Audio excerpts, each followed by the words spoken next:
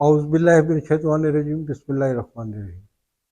خاور نعیم Hashmi official YouTube channel پر آپ سب کی خدمت میں میرا عاجزانہ سلام پہنچے۔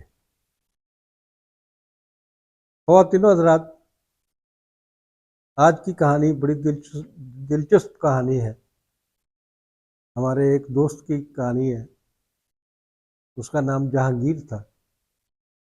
ہم اچھرا میں پیر غازی روڈ پر دھوبی اسٹریٹ ایک ہے، وہاں پر رہائش پذیر تھے۔ تو وہاں پر ایک فیملی آئی اور میاں بیوی تھے اور ان کے ساتھ ایک بیٹا تھا ان کا، ہماری ہی عمر کا، نو عمری کا زمانہ تھا۔ تو وہ نو عمر جو لڑکا تھا، جہانگیر اس کا نام تھا،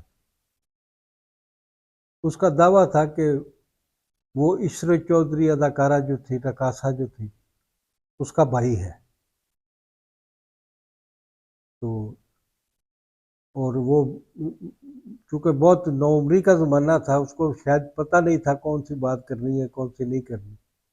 وہ بتاتا تھا کہ اس کی والدہ کا جو تعلق ہے وہ بازار اصول سے ہے اور عشرت چودھری اس کی بہن ہے۔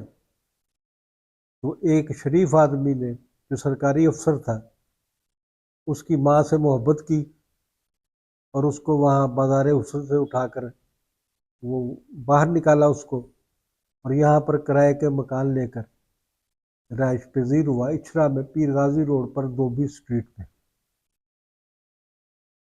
ایک دن ہم جو دوست تھے، ہم کہتے ہیں جس طرح کا آدمی ہو ویسے ہی اس کو دوست ملتے ہیں۔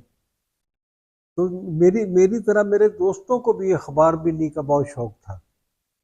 اس زمانے میں فلموں کے بڑے بڑے اشتہار آتے تھے۔ میں تو فلمی اشتہار اس لیے دیکھتا تھا کہ دیکھوں کہ کوئی نئی فلم آئی ہے جس میں نعیم ہاشمی کا بھی ذکر ہو۔ خبریں بھی دیکھتے تھے۔ بچپن میں ہی عادت پڑ گئی تھی، صحافتی ذہن کا جو ایک جنم ہوتا ہے، وہ بچپن میں کیڑا جو تھا وہ ابھرنے لگا تھا۔ ایک دن کیا ہوا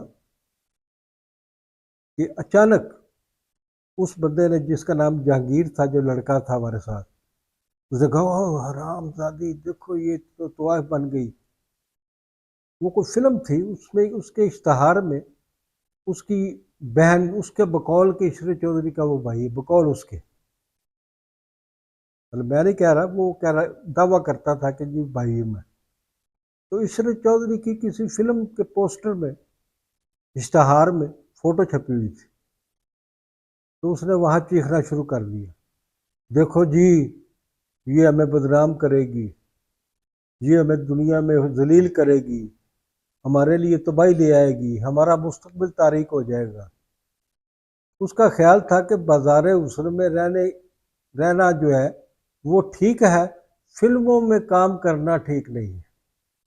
یہ اس کی فلسفی تھی کہ فلموں میں کام کرنے سے راز کھل جاتے ہیں، فیملی اوپن ہو جاتی ہے۔ تو اس آدمی نے بہت چیخ چنگاڑ کی۔ بعد میں اس کی آدمی جس کا نام جہانگیر ہے، اس کا ایک ذاتی واقعہ بھی میرے پاس موجود ہے، وہ انشاءاللہ تعالی اگلے کسی پروگرام میں پیش کروں گا کہ جہانگیر کی زندگی کیسے گزری۔ آج تک کے لیے اتنا ہی، ملتے ہیں اگلے پروگرام میں۔